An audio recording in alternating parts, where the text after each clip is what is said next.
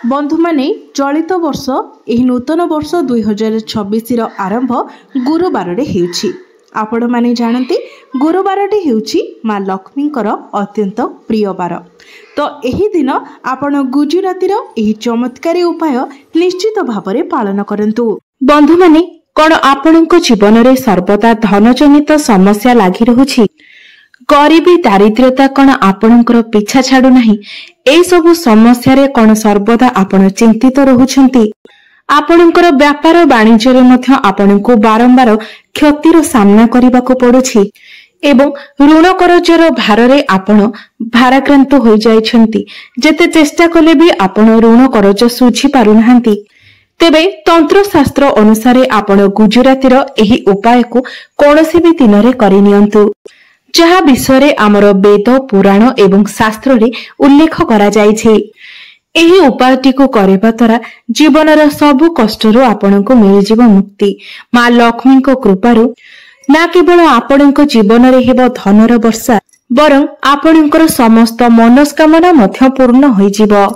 बंधु माने जदि आपणकर जीवन रे बहुत अधिक समस्या रे अछंती, आपणको जीवन रे धन आसीबा बंद होई जाइछि, आपणको जीवन रे समस्या एवं कष्ट आपणकर पीछा छाडू नाही, आपण ऋण एवं करजर माया जाल रे फसी जाइछंती, आपणकर भाग्य आपणकर साथ देउ नाही, तेबे बंधु माने आपण चुपचाप एही गुजरातीर उपाय करि नियंतु, जहा विषय आजिर एही वीडियो रे मु आपण माननकु कहिबाको जाउछि।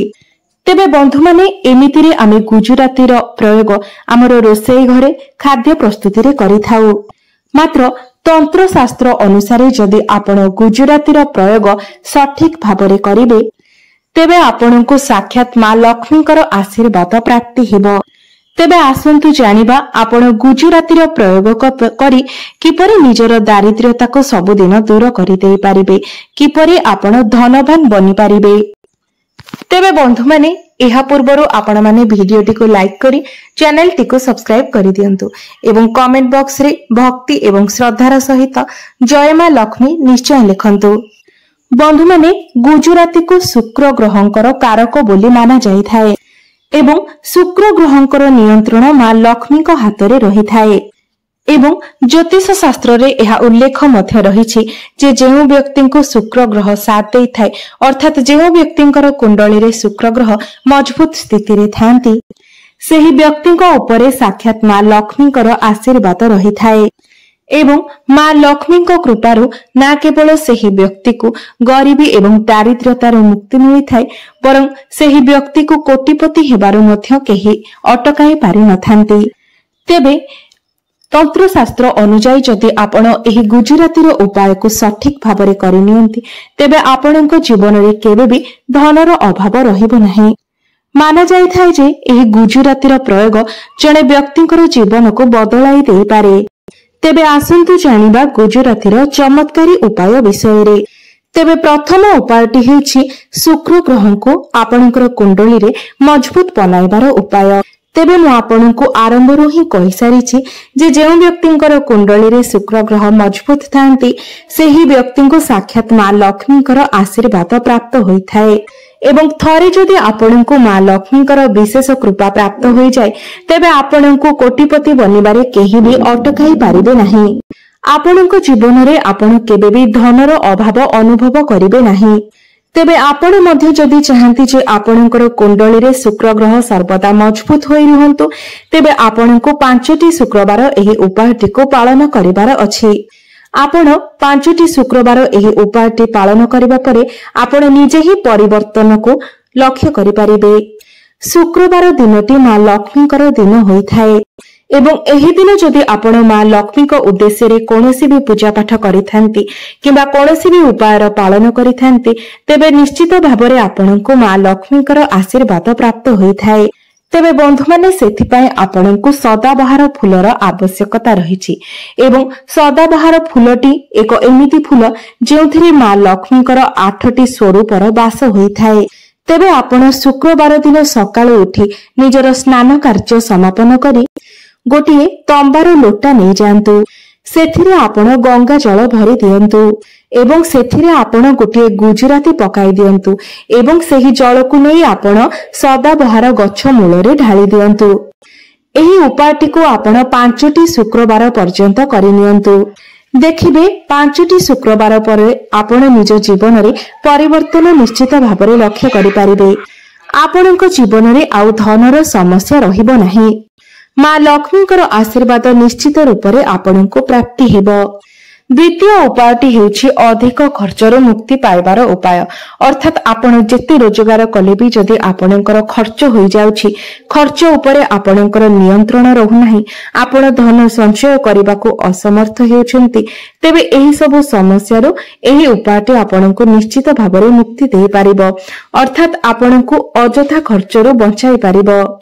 ଏହି ଉପାୟଟି କରିବା ପରେ ଆପଣଙ୍କର ଆୟ ବୃଦ୍ଧି ହେବା ସହିତ ଆପଣଙ୍କର ଖର୍ଚ୍ଚ କମ ହୋଇଯିବ ଏବଂ ଆପଣ ଧନ ସଞ୍ଚୟ କରିବାକୁ ମଧ୍ୟ ସମର୍ଥ ହୋଇପାରିବେ। ତେବେ କୌଣସି ବି ଶୁକ୍ରବାର ଦିନ ସନ୍ଧ୍ୟା ସମୟରେ ଆପଣ ସ୍ନାନ କରିନିଅନ୍ତୁ ଏବଂ ନାଲି ରଙ୍ଗର ବସ୍ତ୍ର ପରିଧାନ କରନ୍ତୁ, କାରଣ ଏହି ନାଲି ରଙ୍ଗଟି ମା ଲକ୍ଷ୍ମୀଙ୍କର ଅତି ପ୍ରିୟ ହୋଇଥାଏ। ତେବେ ଲାଲ ରଙ୍ଗର ବସ୍ତ୍ର ପରିଧାନ କରି ଆପଣ ନିଜ ଠାକୁର ଘରେ ଯେଉଁଠାରେ ମା ଲକ୍ଷ୍ମୀଙ୍କର ପ୍ରତିମା କିମ୍ବା ଫଟୋ ରହିଛି ସେହି ସାମ୍ନାରେ ଆପଣ ବସିଯାଆନ୍ତୁ ଏବଂ ଗୋଟିଏ ଦୀପ ଜାଳନ୍ତୁ। ଆପଣ ନିଜ ହାତରେ ଗୋଟିଏ ଗୁଜୁରାତିକୁ ରଖନ୍ତୁ ଏବଂ ମା ଲକ୍ଷ୍ମୀଙ୍କର ବୀଜ ମନ୍ତ୍ରକୁ ଜପ କରନ୍ତୁ। ଓಂ ମହାଲକ୍ଷ୍ମୀ ନମଃ। ଏହି ବୀଜ ମନ୍ତ୍ରର ଜପ ଆପଣ 11 ଥର କରନ୍ତୁ।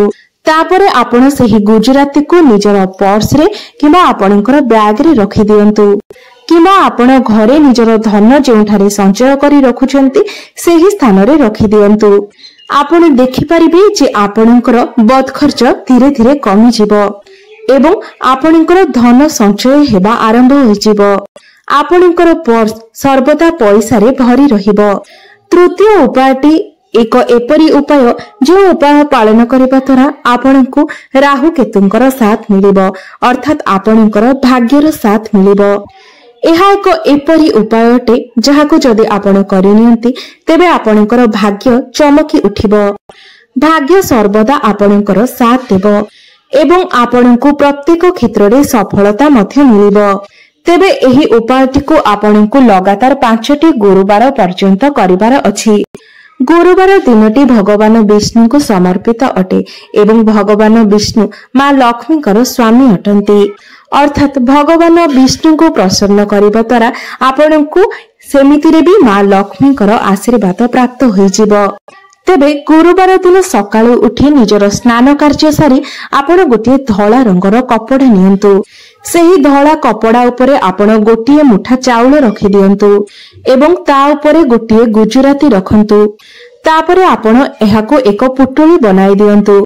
ତାପରେ ଏହାକୁ ନେଇ ଆପଣ କୌଣସି ଏକ ମନ୍ଦିରକୁ ଯାଆନ୍ତୁ ଏବଂ ମନ୍ଦିର ବାହାରେ ବସିଥିବା କୌଣସି ବି ଭିକାରୀକୁ ଆପଣ ଏହାକୁ ଦାନ ଦେଇ ଦିଅନ୍ତୁ। ଲଗାତାର 5ଟି ଗୁରୁବାର ପର୍ଯ୍ୟନ୍ତ ଆପଣ ଏହି ଉପାୟଟିକୁ ପାଳନ କରନ୍ତୁ। ଏହି ଉପାୟଟିକୁ କରିବା ଦ୍ୱାରା ଆପଣଙ୍କର କୁଣ୍ଡଳୀରେ ରାହୁ ଏବଂ କେତୁଙ୍କର ସ୍ଥିତି ଭଲ ରହିଥାଏ ଏବଂ ଆପଣଙ୍କୁ ପ୍ରତ୍ୟେକ କ୍ଷେତ୍ରରେ ନିଜର ଭାଗ୍ୟର ସାଥ ମିଳିବା ସହିତ ପ୍ରତ୍ୟେକ କ୍ଷେତ୍ରରେ ଆପଣଙ୍କୁ ସଫଳତା ମଧ୍ୟ ମିଳିଥାଏ। ଭାଗ୍ୟ ଆପଣଙ୍କର ସାଥ ଦେବା ଆରମ୍ଭ କରିଦେବ। ତେବେ ବନ୍ଧୁମାନେ, ଯଦି ଆପଣମାନେ ଚାହୁଁଛନ୍ତି ମା ଲକ୍ଷ୍ମୀଙ୍କ ସହିତ ଆପଣଙ୍କୁ ଭଗବାନ ବିଷ୍ଣୁଙ୍କର ମଧ୍ୟ ଆଶୀର୍ବାଦ ପ୍ରାପ୍ତ ହେଉ, କୃପା ପ୍ରାପ୍ତ ହେଉ, ଆପଣଙ୍କ ଗୃହରେ ମା ଲକ୍ଷ୍ମୀଙ୍କର ସ୍ଥାୟୀ ବାସ ହେଉ ଏବଂ ଆପଣଙ୍କୁ କେବେ ବି ଧନଜନିତ ସମସ୍ୟାର ସମ୍ମୁଖୀନ ହେବାକୁ ନ ପଡୁ, ତେବେ ଏହି ଉପାୟ ଗୁଡିକ ଆପଣ ନିଜ ଜୀବନରେ ନିଶ୍ଚିତ ରୂପରେ ପାଳନ କରନ୍ତୁ। ତେବେ ବନ୍ଧୁମାନେ, ସେଥିପାଇଁ ଆପଣ ଶୁକ୍ରବାର ଦିନ ଗୋଟିଏ ଉପାୟ ନିଶ୍ଚୟ ପାଳନ କରନ୍ତୁ ଏବଂ ପ୍ରତ୍ୟେକ ଶୁକ୍ରବାର ଦିନ ଆପଣ ଏହାକୁ ପାଳନ କରନ୍ତୁ। ତେବେ ଶୁକ୍ରବାର ଦିନ ସକାଳରୁ ସନ୍ଧ୍ୟା ଯେକୌଣସି ସମୟରେ ଆପଣ 12ଟି ରୁଟି ବନାଇ ଦିଅନ୍ତୁ ଏବଂ ପ୍ରତ୍ୟେକ ରୁଟି ଉପରେ ଗୋଟିଏ ଲେଖାଏଁ ଗୁଜୁରାତି ରଖିଦିଅନ୍ତୁ। ସେହି ରୁଟିକୁ ଆପଣ ଗାଈକୁ ଖାଇବାକୁ ଦିଅନ୍ତୁ, କାରଣ ଗୋମାତାଙ୍କ ଶରୀରରେ 33 କୋଟି ଦେବାଦେବୀଙ୍କର ବାସ ହୋଇଥାଏ। ଗାଈର ସିଂହ ମଧ୍ୟରେ ଭଗବାନ ଶିବଙ୍କର ବାସ ହୋଇଥାଏ। ତ तो जदि आपण प्रत्येक शुक्रवार दिन यह एक नियम बनाई यही उपायटी को पालन करती अर्थात प्रत्येक शुक्रवार दिन आपण 12टी रुटी बनाई प्रत्येक रुटी रे गोटे लेखाए गुजराती रखी आपण गोमाता को खाइबा को दियंती तेबे आपणक जीवन रे उन्नति हेबा आरंभ होइजिबो एवं आपणक जीवन रे चलीथिबा अनेक गुड़िए समस्यार अंत होइजिबो। बंधु माने आपण माने जानती भगवान श्रीकृष्ण मध्य गोमातांकर सेवक थिले तेणु गोमातांकर सेवा करिबा द्वारा मध्य आपणको अनेक पुण्यर प्राप्ति हेबो। तो बंधु माने आपण माननकु जदि मोर एही भिडियोटी भलो लागि थाए तबे भिडियोटी को लाइक करी चैनल टी को सब्सक्राइब कर देबे एवं कमेंट बॉक्स रे जय मां लक्ष्मी जय श्री विष्णु निश्चय लिखिबे।